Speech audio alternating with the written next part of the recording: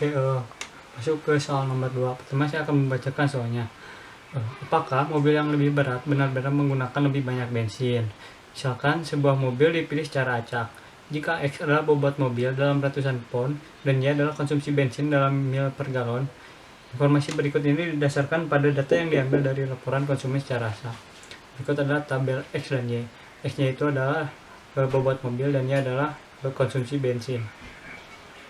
Di soal ini kita itu diharuskan yang pertama itu membuat scatter plot antara variabel X dan variabel Y, dan yang kedua adalah menghitung korelasi antara sampel antara variabel X dan Y. Yang ketiga itu menghitung estimasi antara intercept dan slope menggunakan metode least square. Yang keempat adalah apakah hipotesis nol yang menyatakan tidak ada pengaruh X terhadap Y akan ditolak pada taraf nyata 5%.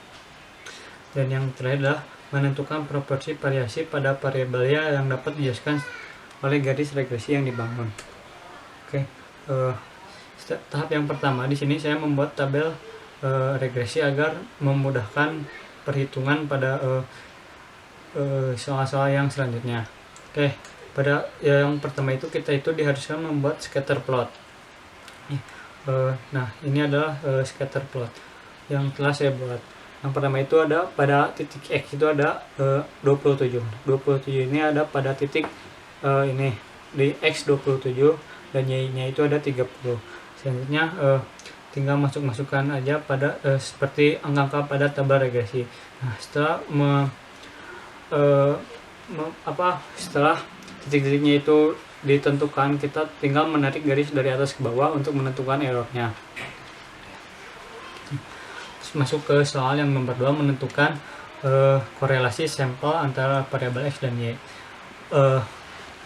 Pada soal yang B ini rumusnya itu R sama dengan sigma X min X bar dikali Y min Y bar dibagi akar sigma X min X bar dikuadratkan dikali Y min Y bar dikuadratkan. Kita tinggal memasukkan berdasarkan tabel regresi di atas. Sigma X min X bar dikali Y min Y bar itu adalah min 427,63, sedangkan akar X min X bar kuadrat dikali Y min Y bar kuadrat itu yaitu akar 711,86 dikuadratkan dikali 200 Y min Y bar dikuadratkan 286,88, dan hasilnya adalah min 0,946.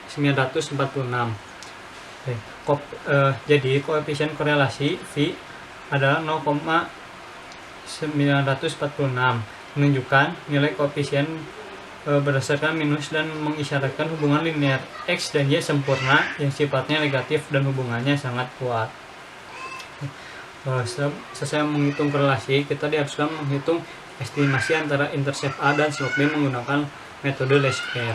Nah, pertama itu kita harus menghitung yang slope terlebih dahulu, karena apabila kita ingin menghitung yang intercept, kita harus menemukan yang slope terlebih dahulu atau yang B terlebih dahulu. Nah, B itu adalah rumusnya sigma X min X bar dikali Y min Y bar dibagi sigma X min X bar dikuadratkan. Maka kita tinggal memasukkan angkanya. Yang tadi itu sigma X min X bar dikali Y min Y bar adalah minus 427,63 dibagi sigma X min X bar 711,86 dikuadratkan.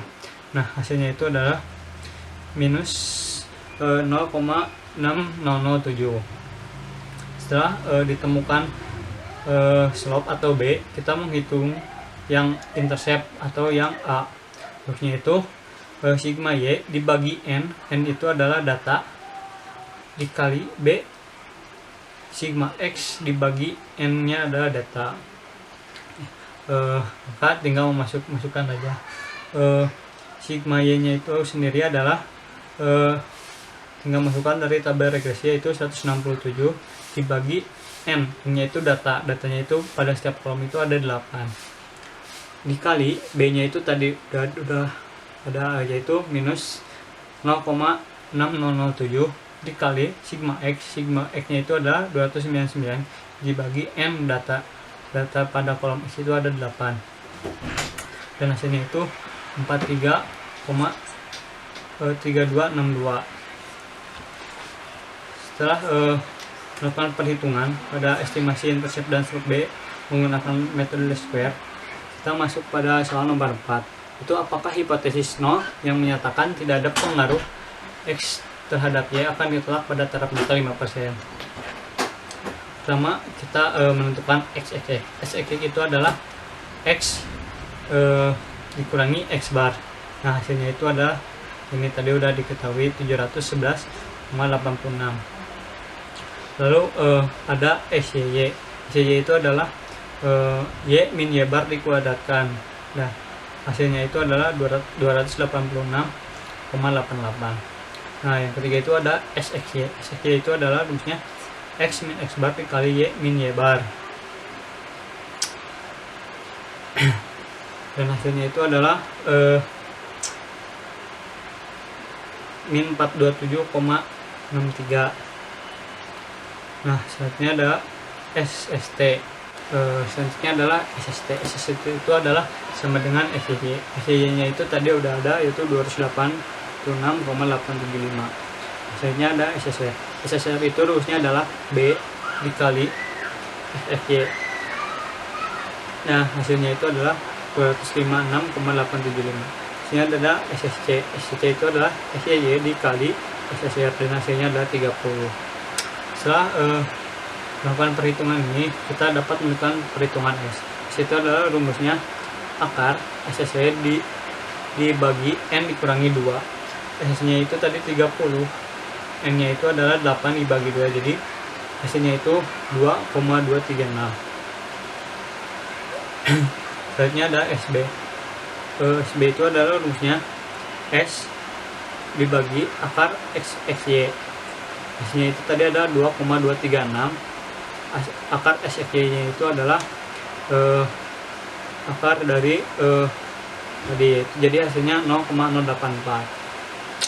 Selanjutnya kita menentukan H0 dan H1. H0 nya itu biasanya itu sama dengan 0, artinya beta sama dengan 0, yaitu tidak ada pengaruh antara X terhadap Y. Sedangkan H1 itu betanya itu tidak sama dengan 0, yang artinya terdapat pengaruh X terhadap Y. Selanjutnya kita menghitung uji T. Uji T itu rumusnya adalah B dikurangi beta 0 dibagi SB. Nah, B nya itu adalah 0,084 dikurangi 0 dibagi SB nya itu 0,047. Maka hasilnya adalah minus 7,17.